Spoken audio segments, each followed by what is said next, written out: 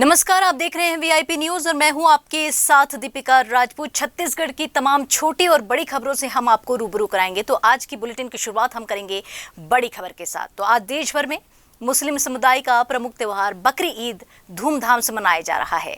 ईद के मौके पर रायपुर की 52 मस्जिदों में आज नमाज अदा की जाएगी। बकरी ईद को मुस्लिम समाज के लोगों के द्वारा कुर्बानी के त्योहार के तौर पर मनाया जाता है। और इस बीच मुख्यमंत्री भूपेश बघेल ने प्रदेशवासियों को ईद उल अजहा की मुबारकबाद दी है। उन्होंने ये कहा है कि यह पर्व ईश्वर के प्रति समर्पण एवं त्याग का प्रतीक है। इससे ईश्वर के प्रति आस्था और समाज में प्रेम, भाईचारा एवं एकजुटता की भावना बढ़ती है। मुख्यमंत्री भूपेश बघेल ने प्रदेशवासियों से परस्पर सद्भाव, एकता और भाईचारे की गौरवशाली परंपरा के अनुसार पर्व मनाने की अपील की है। उन्होंने ये भी कहा है कि पर्व मनाते समय कोरोना गाइडलाइन का पालन करना जरूरी है।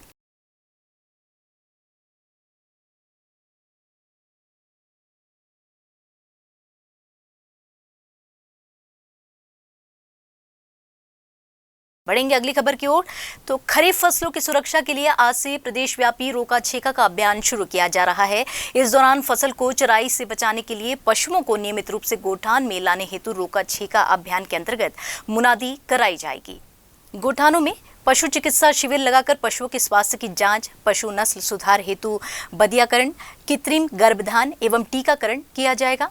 मुख्यमंत्री भूपेश बघेल ने ये कहा है कि रोका छेका हमारी पुरानी परंपरा है और राज्य में बीते सालों में भी यह अभियान चलाया गया था, जिसका परिणाम बड़ा ही उत्साहजनक रहा है। इसे ध्यान में रखते हुए राज्य में चालू खरीफ सीजन के दौरान आज से 20 जुलाई तक यह अभियान पुनः चलाया जा रहा है। उन्होंने इसकी सफलता के लिए सभी किसानों एवं पशुपालकों से सहयोग की अपील की है।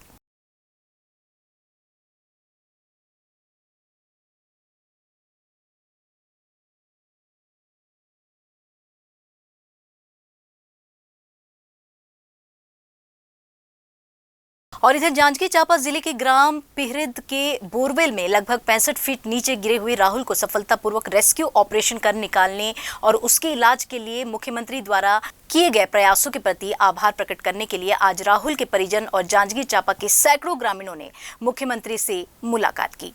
मुख्यमंत्री ने इस मौके पर बड़ी घोषणा करते हुए राहुल के स्पीच थेरेपी और उसकी शिक्षा की संपूर्ण जिम्मेदारी उठाने की बात भी कही है।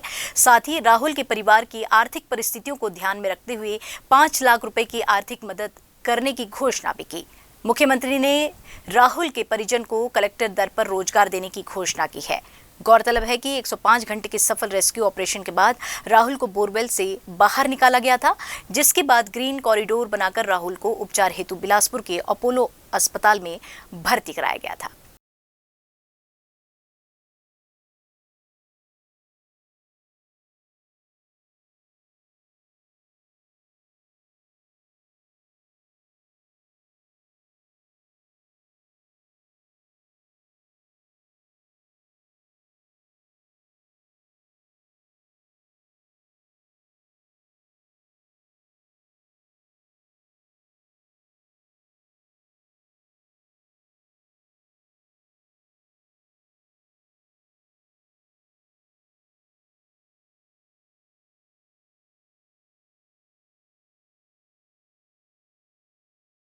बढ़ेंगे आगे खबरों में। मुख्यमंत्री भूपेश बघेल आज दुर्ग और रायपुर जिले के अलग अलग कार्यक्रमों में शामिल होंगे। तय कार्यक्रम के अनुसार बघेल दुर्ग जिले में साहू समाज द्वारा आयोजित शपथ ग्रहण समारोह में शामिल होंगे।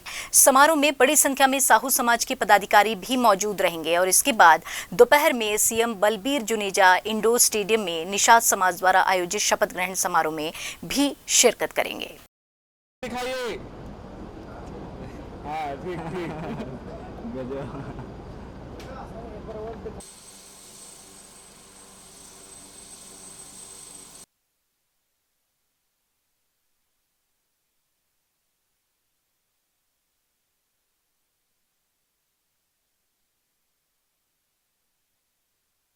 भविष्य संवारने की उम्मीद के साथ स्कूल जाने वाली एक मासूम छात्रा के साथ शिक्षिका की बदसलूकी का मामला सरगुजा के लखनपुर से सामने आया है। दरअसल लखनपुर गवर्नमेंट सीबीएसई की एक 11वीं की छात्रा को उसकी शिक्षिका ने यह कहकर स्कूल से भगा दिया कि वह पढ़ाई में कमजोर है।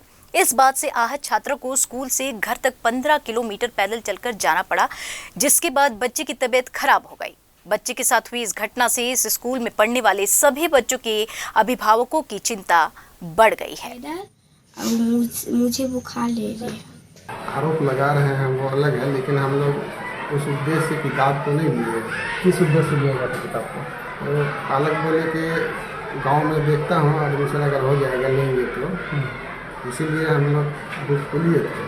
अच्छा, है कि हमको इंशाल बुक नहीं मिला है, निःशुल्क बुक मिलता है वो नहीं आया है, तो हम लोग पुराने छात्रों से वापस ले करके उसको नए जो प्रवेश लेते हैं उसको दे रहे हैं। और मेरी बच्ची कल यहाँ से 15 किलोमीटर चल के गई है। बच्ची घर पहुँची, इसके बाद बोली कि नहीं मेरे से किताब ले लिया गया और बोला गया कि घर जाओ।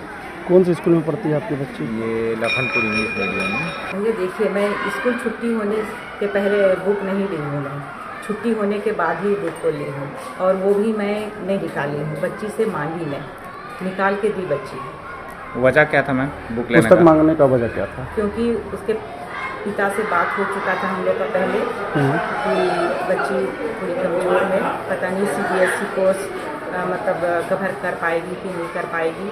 तो क्योंकि हम लोग पढ़वा के देखे बच्ची को तो ABCD भी नहीं बोल पाएगी, तो हम लोग को लगा, मुझको लगा कि शायद नहीं कवर कर पाएगी बच्ची, तो बहुत भारी लगेगा इसको, फिर और बच्चे लोग समझेंगे, ये नहीं समझेगी, तो फिर अपने आप में उसको तो लगेगा ना कि मैं नहीं कर पा रही हूँ करके। और इधर नशे के अवैध कारोबार को लगाम लगाने के प्रयासों के तहत अंबिकापुर की बस स्टैंड पुलिस ने एक युवक को भारी मात्रा में नशीले इंजेक्शन के साथ गिरफ्तार किया है।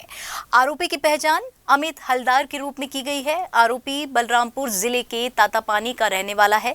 पुलिस ने यह कार्रवाई मुखबिरी के आधार पर की। युवक को रोककर तलाशी लेने पर उसके पास से 150 नग नशीले इंजेक्शन बरामद हुए। पुलिस ने आरोपी पर संबंधित धाराओं के तहत कार्रवाई करते हुए न्यायिक रिमांड पर जेल भेज दिया है।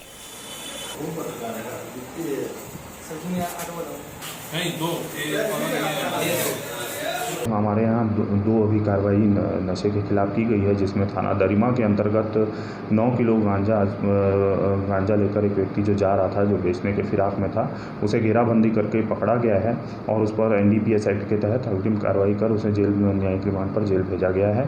साथ ही साथ कोतवाली थाना अंतर्गत बस स्टैंड के पास मुखबिर से सूचना प्राप्त हुई थी कि एक युवक जो बलरामपुर तातापानी का निवासी है, उसके द्वारा, जिसका नाम अमित हलदार है, उसके द्वारा कुछ नशीले इंजेक्शन रखकर उसे बेचने के फिराक में वह घूम रहा है। ऐसी सूचना प्राप्त होने पर तत्काल पुलिस टीम जो है वो घेराबंदी कर उसे पकड़ा है, जो अपने काले रंग के मोटरसाइकिल पर आया हुआ था, और उसमें NDPS के प्रावधानों के तहत उसकी जब तलाशी ली गई तो उसके पास से कुल 150 नग इंजेक्शन बरामद किया गया है और उसे भी NDPS एक्ट के तहत उसमें FIR पंजीबद्ध करके उसे न्यायिक रिमांड पर भेजा जा रहा है। जिले के बाखारा क्षेत्र के अवैध गो तस्करी का मामला सामने आया है। एक व्यक्ति द्वारा मवेशियों को गौशाला में छोड़ने और घर में पालने के बहाने से तस्करी की जा रही थी। मामले का खुलासा होने के बाद हमारे संवाददाता युगल किशोर साहू ने जब आरोपी से बात करनी चाही तो आरोपी ने हमारे संवाददाता के साथ दुर्व्यवहार किया। स्थानीय लोगों से हुई बातचीत में पता चला कि इस इलाके में गौ तस्करी का यह काम लगातार जारी है। मामले में बखारा थाना प्रभारी SL नवरत्न का कहना है कि अब तक ऐसी कोई शिकायत दर्ज नहीं की गई है। शिकायत आने पर निश्चित तौर पर कार्रवाई की जाएगी। बताया सर संज्ञान में आया है, यदि हमारे संज्ञान में आ गया है तो मिलता है तो निश्चित ही कार्रवाई की जाएगी। क्या कार्रवाई की जाएगी? इसमें छत्तीसगढ़ पशु अधिकार अधिनियम के तहत कार्रवाई। घर से घर ले जा रहा हूँ। घर से घर मतलब कहाँ से कहाँ? मैं इसको क्या बोलते हैं, मड़ेली से बकारा ले जा रहा हूँ, घर मेरा। तो मड़ेली से किसके यहाँ से लाए हो? मड़ेली से मैं अपने घर से लाया हूँ। मड़ेली में किसके नाम बताओ ना। नाम नहीं, वो क्या बोलते हैं, मेरा दोस्त रहता है, उसके यहाँ से ला रहा हूँ। कौन दोस्त है? क्या नाम? तो नाम है उनका? वो पाटिया है मेरा दोस्त। अच्छा, ये चार का पालने के लिए उसको ले जा रहा हूँ मैं घर। ऐसा? हाँ, आपको पाटिया से मिलना, वो भी मिला दूंगा, मेरा कोई इशू नहीं है उसमें। और इधर 2 दिन पहले अंबिकापुर शहर के बाल बंदी गृह से फरार हुए 3 अपचारी बालकों को पुलिस ने पकड़ लिया है। दरअसल बाल बंदी गृह से रह रहे करीब 15 बालक कोरोना संक्रमित पाए गए थे, जिसके बाद सुरक्षा के लिए उन्हें बाल बंदी गृह के बाजू वाली बिल्डिंग में आइसोलेट किया गया था। इस बात का फायदा उठाते हुए कोरिया जिले के 2 और सरगुजा जिले का 1 अपचारी बालक फरार हो गए थे और इन तीनों बालकों को विशेष टीम गठित करके पुलिस ने खोज निकाला है। अब इस बात की जानकारी एकत्र की जा रही है कि ये लोग इन 2 दिनों में कहां-कहां और किनसे मिले ताकि कोरोना संक्रमण को फैलने से रोका जा सके। 2 दिन पूर्व थाना गांधीनगर अंतर्गत जो बाल संप्रेषण गृह है वहाँ से विधि से संघर्षरत जो बालक हैं वह 3 बालक वहाँ से फरार हुए थे, जिसमें से 2 कोरिया के और 1 अजरिमा क्षेत्र अंबिकापुर के निवासी थे। ऐसी सूचना प्राप्त होने पर तत्काल एक विशेष टीम गठित करके उसे खोजबीन और उसका पता तलाश किया जा रहा था, जिसे कल तीनों ही जो विधि से संघर्षरत बालक हैं उन्हें पकड़ने में सरगुजा पुलिस को सफलता मिली है और तीनों को ही पकड़कर उन्हें बाल संप्रेषण गृह में वापस भेजा। बीते 2 सालों से कोरोना के कारण बच्चों की पढ़ाई लिखाई पर बहुत बुरा असर पड़ा है। लंबे समय के बाद स्कूल खुलने के बाद बच्चों को अब पढ़ाई लिखाई की ओर वापस लौटने में समस्या का सामना भी करना पड़ रहा है। बच्चों का पढ़ाई में रुझान कम हो रहा है और वे मोबाइल की दुनिया में खोते जा रहे हैं। परिणाम स्वरूप कई बच्चे डिप्रेशन का शिकार होते जा रहे हैं और इस बात को ध्यान में रखते हुए अंबिकापुर शहर के युवाओं के द्वारा मां महामाया फाउंडेशन के बैनर तले बच्चों के मानसिक और शैक्षणिक विकास के लिए निःशुल्क सेमिनार का आयोजन किया गया। कार्यक्रम में मुख्य अतिथि के रूप में विवेकानंद विद्यालय के स्वामी तम्यानंद जी महाराज और महापौर डॉक्टर अजय तिर्की शामिल हुए। सेमिनार में मोटिवेशनल स्पीकर संदीप श्रीवास्तव ने छात्र जीवन में होने वाली कई बड़ी समस्याओं या परेशानियों को समझाया और छात्रों को आगे बढ़ने की प्रेरणा दी। ये मां महामाया फाउंडेशन एक एनजीओ संस्था है, उन्होंने हमें इनवाइट किया था इस प्रोग्राम को करने के लिए। शहर के राजमोहनी भवन में प्रोग्राम आयोजित किया गया और सबसे अच्छी बात जो मुझे इस अंबिकापुर में लगी कि शहर के प्रमुख विद्यालयों ने अपने बच्चों के साथ प्रिंसिपल ने भी इसमें भाग लिया। शहर के प्रिंसिपल, स्कूलों के प्रिंसिपल बच्चों के साथ वहां पर आए।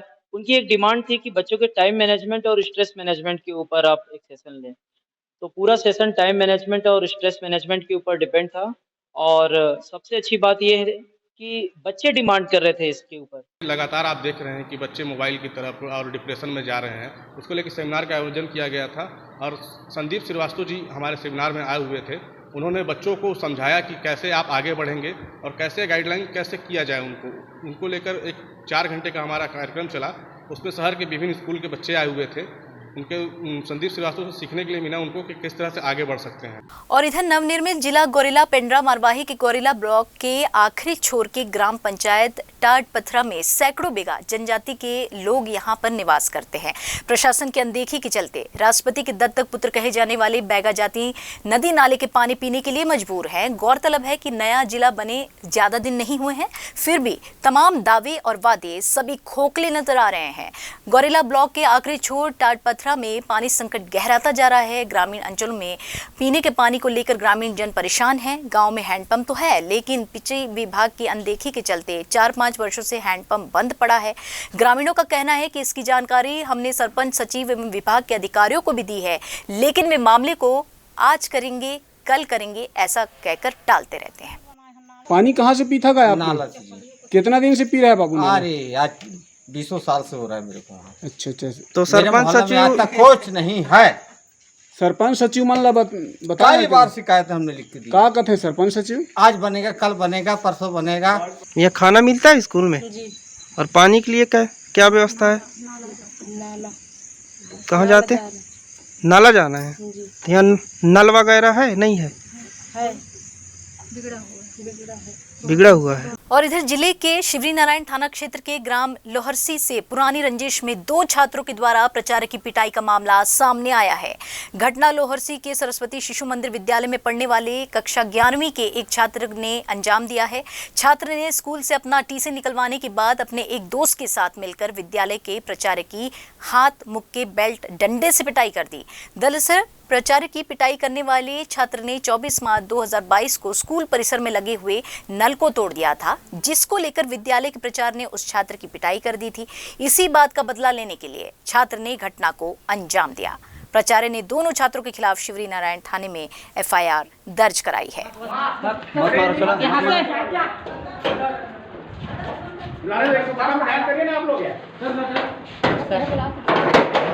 ये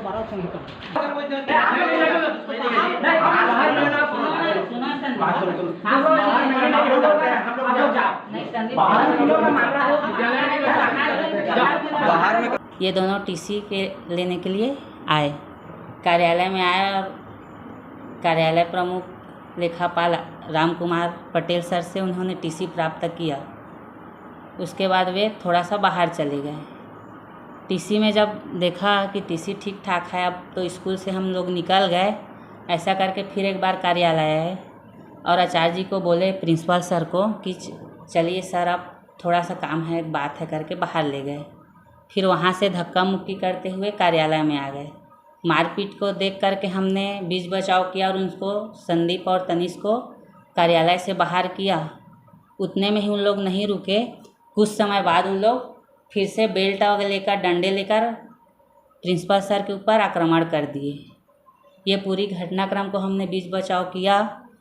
फिर कुछ समय बाद बाहर में उन लोग तोड़फोड़ भी करने लगे, बाइक वगैरह को तोड़ने लगे। ये पूरी घटनाक्रम यही है सर। अब पिछले बार 24 मार्च को मेरे खिलाफ FIR दर्ज हुआ था बच्चों को डंडे से मारने के नाम से। वो बच्चे का, उनका गैंग है 10 लोगों का। इस कारण से वो लोग उपद्रव करते थे, अनुशासनहीनता बहुत करते थे, धमकाते थे।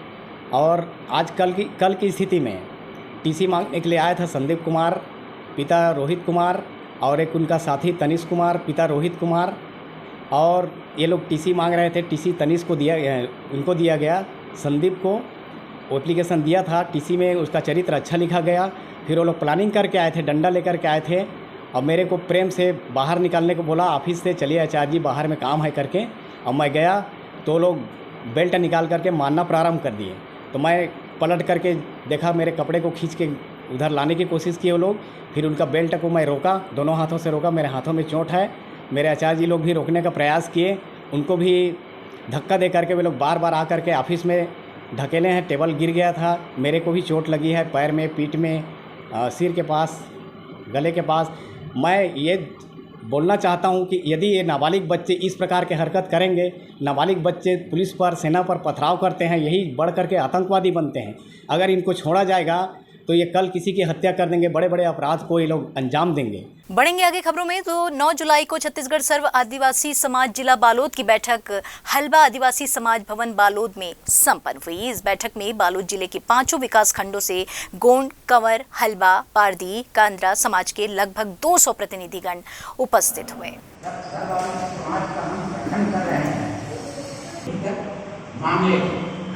राजनीति से परे है।